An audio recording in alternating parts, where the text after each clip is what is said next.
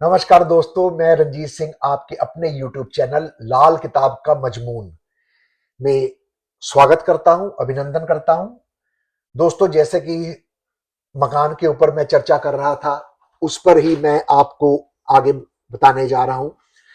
इस वीडियो को भी ध्यान से देखिएगा। इंपॉर्टेंट सूत्र इसमें मैं आपको बता रहा हूं। सबको पता है, लेकिन फिर भी मैं अपनी तरफ से कोशिश कर रहा हूं। जो नए हैं मेरी वीडियोस, जिन्होंने पहली बार देखी है, या लाल किताब जो पहली बार उन्होंने पढ़ी है या नहीं पता, उनके लिए ये अच्छा योगदान रहेगा इस वीडियो का, उनकी नॉलेज के लिए। दोस्तों, दिशाओं की आज बात मैं करूंगा। कुंडली के 12 पक्के घरों की दिशा क्या है एज पर लाल किताब। कुंडली का पहला पक्का घर खाना नंबर 1 की दिशा पंडित जी ने पूरब कही है। खाना नंबर 2 की दिशा नॉर्थ वेस्ट कही है। खाना नंबर 3 की दिशा साउथ कही है, दक्षिण की तरफ। और खाना नंबर 4 जो है वो नॉर्थ ईस्ट है।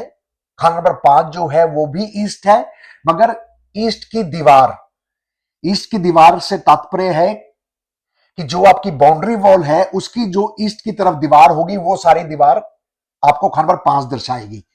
आप इसे अगर और बारीकी में देखना चाहे तो जो आपके कमरे की दीवार है ईस्ट की तरफ, आप उसे भी ले सकते हैं, लेकिन एक्चुअल में ये खाना नंबर 5 जो है ये ईस्ट की बाहर की दीवार है, ये बाहर की तरफ, जो बाहर आउटर बाउंड्री जिसे हम कहते हैं। खाना नंबर 6 जो है वो नॉर्थ है। इसमें सारा कुछ नॉर्थ का, दीवार, अंदरला हिस्सा, बाहरला हिस्सा, सारा कुछ है। खाना नंबर 7 साउथ वेस्ट है। खाना नंबर 8 साउथ है, ये साउथ की दीवार है।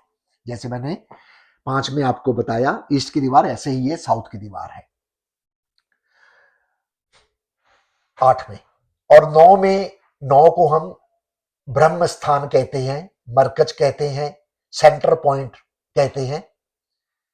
10वें घर को हम वेस्ट की दिशा मानते हैं। 11वें घर को भी हम वेस्ट की दिशा मानते हैं, लेकिन ये वेस्ट की दीवार लेकर चलते हैं।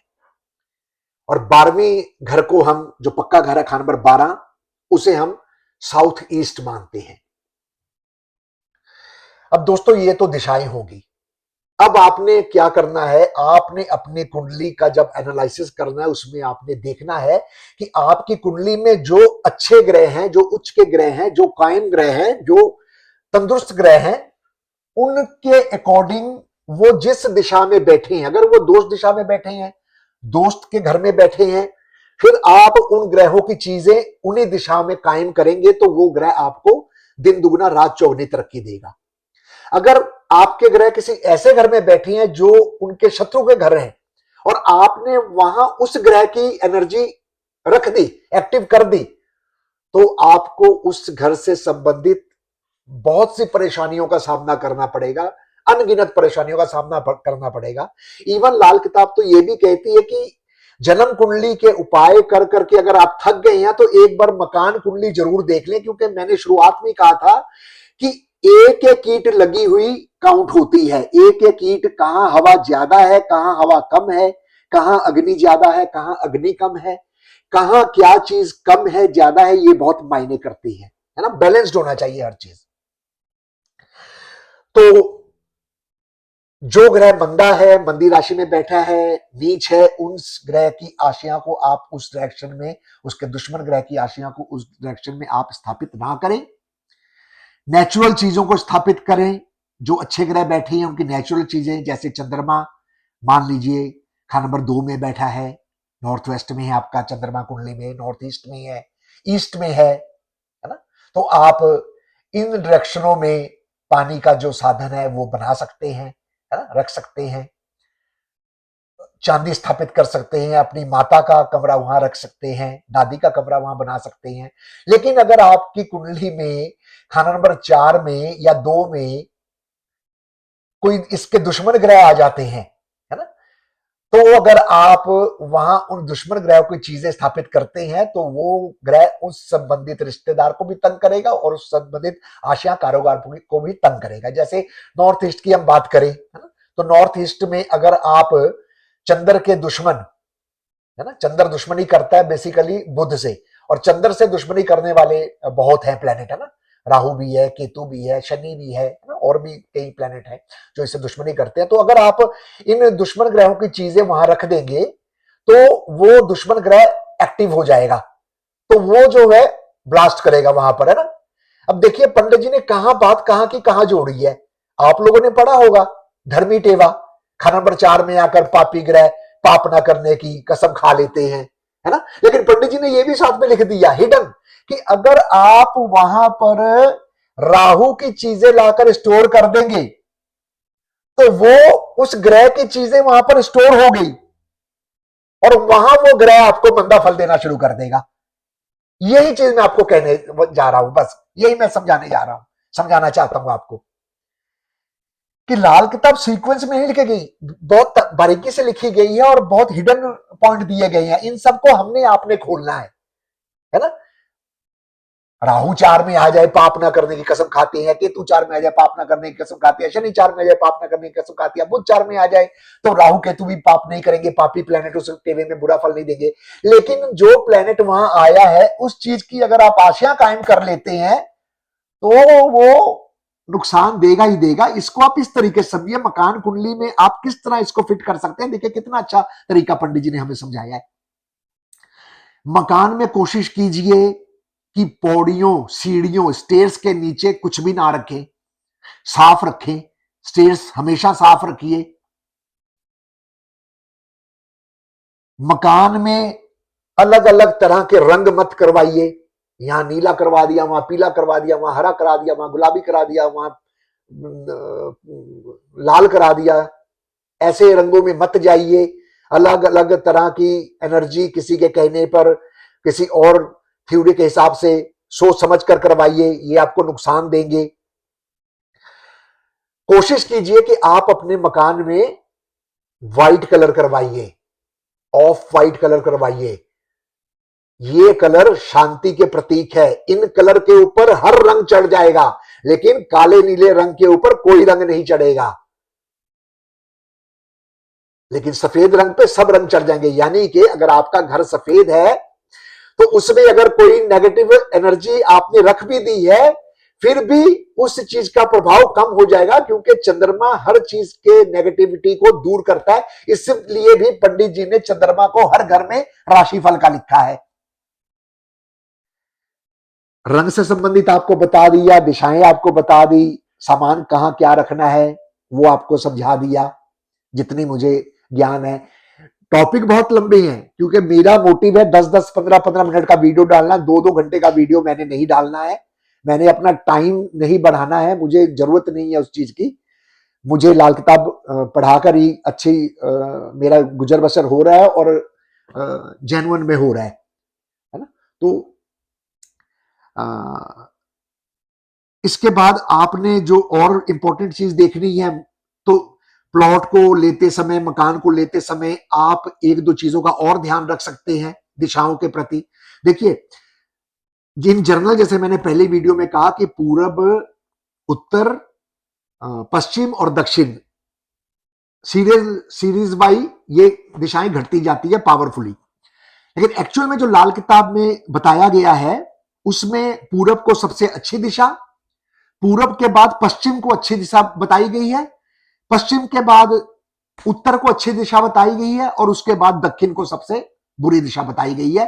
खास करके प्लैनेटरी पोजीशन के अकॉर्डिंग दिशाएं कोई भी बुरी नहीं है, इस बात को भी आप दिमाग में रखिए। आप अपने होरोस्कोप के मुताबिक साउथ का घर बनाइए, कोई दिक्कत नहीं आपको देगा, लेकिन होना चाहिए आपके होरोस्कोप के मुताबिक।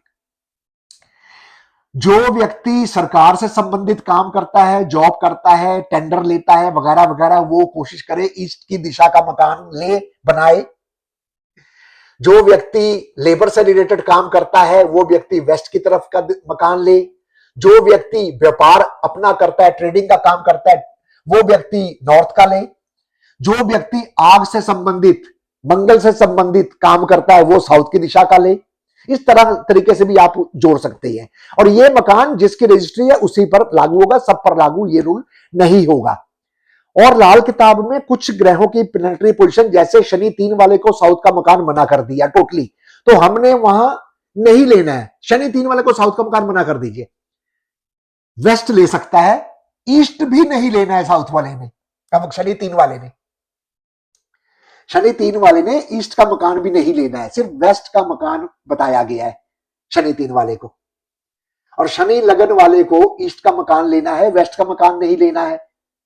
बुध 8 वाले को साउथ का मकान नहीं लेना है। ऐसे बहुत से कंडीशंस हैं जिसमें हमने दिशाओं को देखना है। आप किसी अच्छे लाल किताबी को दिखाकर या खुद सीखकर, मैं तो कहूंगा जी आप खुद सीखे लाल किताब, खुद पढ़े, खुद सीखे और अपनी कुंडली, अपने परिवार की कुंडली खुद देखिए, क्योंकि लाल किताब के नाम पर बहुत बड़े बड़ी ठगी ठोरियां हो रही हैं, महंगे महंगे उपाय कराए जा रही हैं।